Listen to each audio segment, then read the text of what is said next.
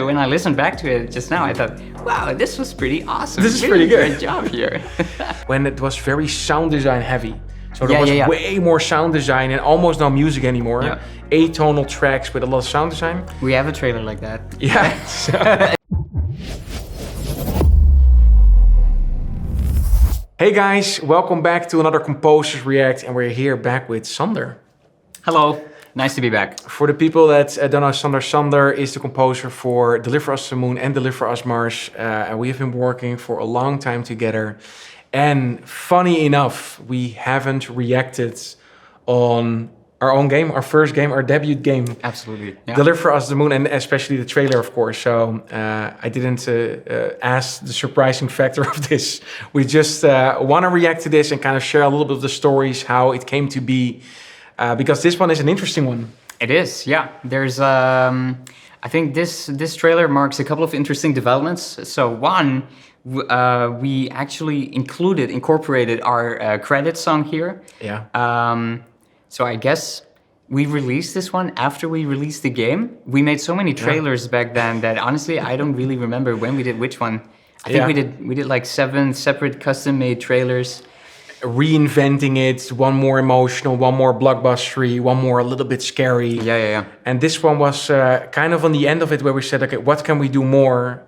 And we kind of made a trailerized version of Your Girlfriend. Yeah, my partner Nola Klopp, she did an amazing job on the credits song. We composed that together. She sang it as well, and it was just a very powerful and evocative piece that we did for the credits. And being able to use that in the trailerized version was awesome. Let's dive into it, and then we can tell a little bit more how this came to be. Yeah. Deliver Us the Moon launch trailer.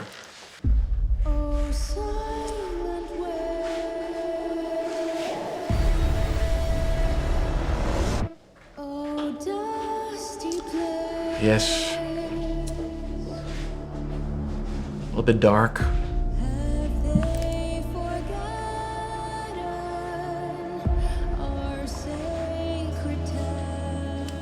I like it's very there's a lot of still dissonance shots. there. Yeah. There you go. Now it opens up a little. Yes. You get this chaos of overlapping voices there. Things happened. That's pretty good. I like the The little change. arpeggios going there. A little bit more of faster pace cutting with the music, of course. Showing more. There you go. There it is. I'm still proud of this one. Yeah, man. I feel like this is maybe one of our most powerful trailers for Deliver Us the Moon, if not the most powerful one. Yeah. There's so many things happening there. There's no less awesome singing in there, but it is given so much contrast and depth because of the production behind it. It's when you hear it in the credits, it's an acoustic song, right? Yes. For the most part. It's And small. It's very intimate. Yeah. And in this context, it starts out like that, but there is this Contradiction. yeah. There's a very heavy feeling of, I think, melancholy, which is reinforced by the more hybrid composition that comes in underneath. Yeah, and it's something that we created completely ourselves. So the trailer, the images, and we were kind of figuring out like what kind of angle can we still tell. And of course the credits song, because this is something great. This is an initiative of you and Nola to say, because the whole soundtrack is instrumental. It's very atmospheric, and you came with the idea to say, what if we create a song, a song that has a vocal in it, a song that kind of tells a story.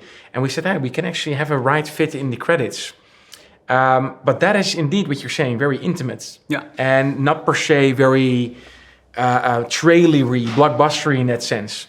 But that also can create a effect of more impact. Yeah. Because sometimes more in music doesn't mean more impact in feeling. Yeah, you're creating a contrast here. And the contrast it's an interesting kind of contrast, because usually you consider contrast as like a temporal thing, right? So measured in time, you start off with something very intimate, and then you start off, or you continue into something more aggressive, perhaps, or more grandiose and whatnot. But here we're kind of taking both of these things at the same time. Yeah. And I find it wildly interesting.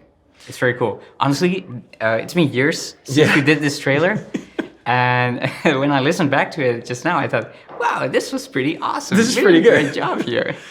Yeah, and that's maybe good for people to know. Like when you are creating something, I'm not sure if everybody has it or are creators, but you're so emotionally attached to that creation that sometimes you don't really see the value in it anymore. And you need kind of another pair of eyes to disconnect from that, or somebody else that says like, hey, this is really, really good. And in this case, it was Wire Productions, our publisher for it, that said like, hey, this is working really well.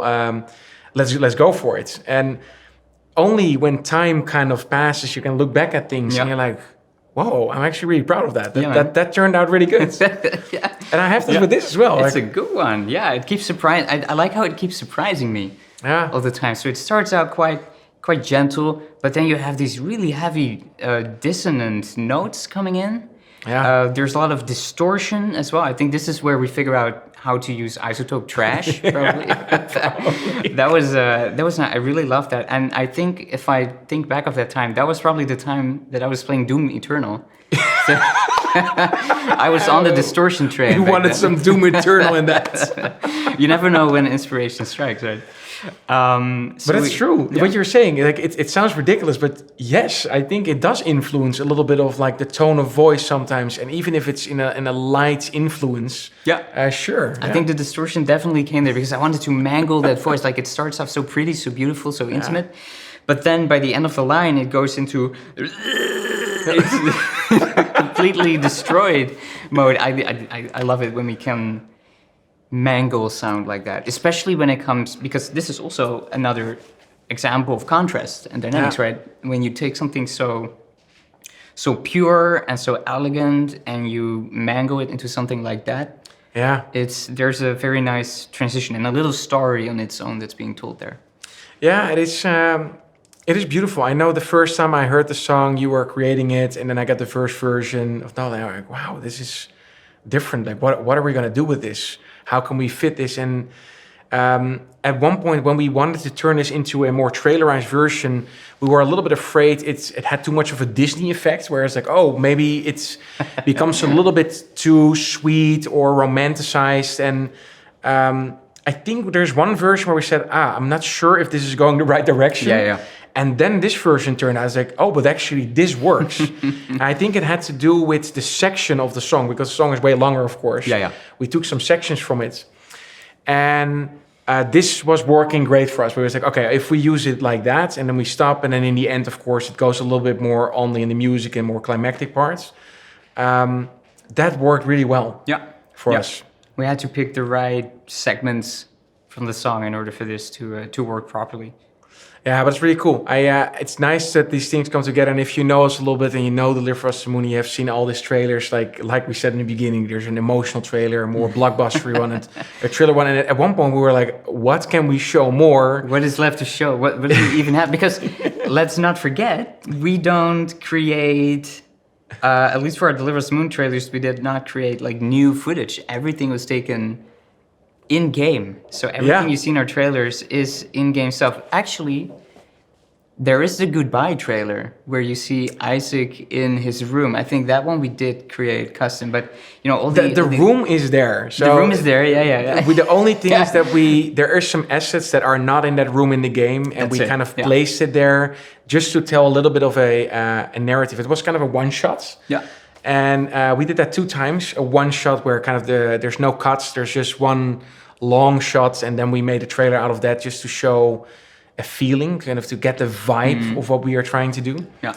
And we were experimenting with it. But can you imagine that after so many trailers, you're like, okay, but how can we show something from a different perspective or different feeling? And that can sometimes be quite a challenge. Oh my Lord, man.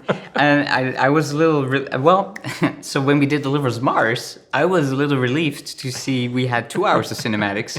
Not quite relieved, because it was a lot of work to get all of that done. I think Bus and I, we did all the cinematics in just 1 month. That is, Nah, that's insane. we should not do that again. No. But it worked out.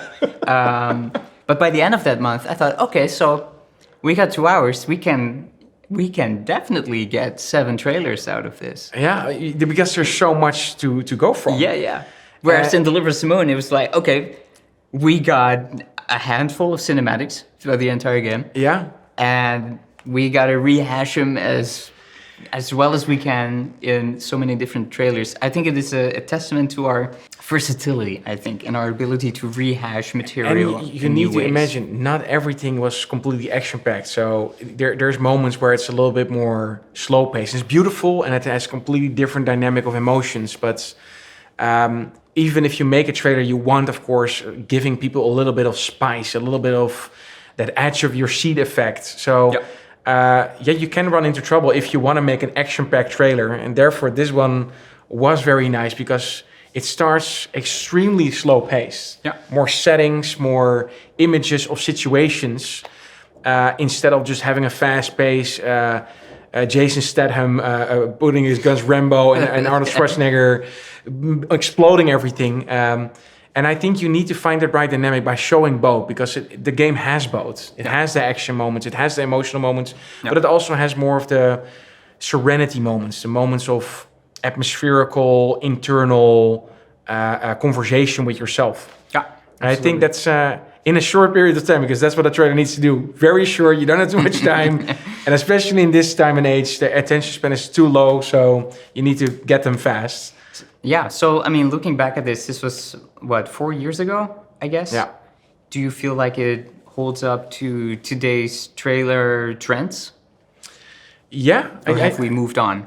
I think it's you have more conventional ones, and you have more. These remixes are still being very much in. We kind of did it ourselves. So what we see a lot still, of course, is that you have all this music supervised remixes of existing songs or covers, still being used quite a lot. There was kind of a trend back in the time, I believe then, when it was very sound design heavy. So there was way more sound design and almost no music anymore. Yeah. Atonal tracks with a lot of sound design. We have a trailer like that. Yeah, because we tried as much as we could. Yeah, but it was fun. But no, I don't think this aged pretty well. I think this is pretty good so too. Yeah, I was pleasantly surprised to see this one. Yeah. And in fact, I was, as we were talking about doing this recording the other day, I thought, oh, I should probably go back in the soundtrack, see what trailers did we do again. But this track isn't on there, so I was surprised when I just heard that. Oh, and yeah. that is because we released this one after the release of the game. So what we did with the soundtrack, which is a monstrous soundtrack, like how big it was for the, especially for a debut game, and especially for the first full score game that you did. We also released all the trailer tracks with it. So I believe it ended up with a 17-track album. And this one came later, so I'm not sure. We never released this as a standalone track. As a standalone track. Yeah. But you're gonna hear it here. It was a pleasant surprise. I love it. I really love the crunchy distortion we put in there. I can hear that we created this on different speakers. We were using different speakers now, and I can hear it in the way we mixed this. It's funny. That's interesting. It's funny. It's our sound design sentiment, and it's just always kicking in if you listen back to it. And then a great thing, because of course this one is out, we also released a 2.0 update for our second game, Deliver Us Mars. So if you haven't played, definitely check them out now. There's a photo mode in there. Check this one out as well if you have the prequel. If you want to only play the sequel, you can, because we kind of onboard you with everything that happens in Deliver Us the Moon. But we'll definitely recommend to play this one first. So check it out. And if you already played it, please let us know in the comments what you think of it. Thanks for sitting with us and kind of going over this sentiment again. Thanks for having me. Thanks for the trip down memory lane. Time flies. This is a fun one. It does. If I think about it. But awesome. Also, if you want to hear more about how Sander is creating things, please let us know as well. If you want to dive a little bit deeper into the production of things, we have a lot of videos about that. Also a podcast where we dive a little bit deeper in industry things or maybe perspectives. Check it out. Or of course, if you like these trailer reacts, we made a lot of them, boatloads. So check them out. For now, thank you for watching and see you next time. See you around. Hey there, I appreciate you watching the video. If you like this one, check out this video or that video. And if you want to support the channel, make sure to click on top of my head on the logo and subscribe to the channel.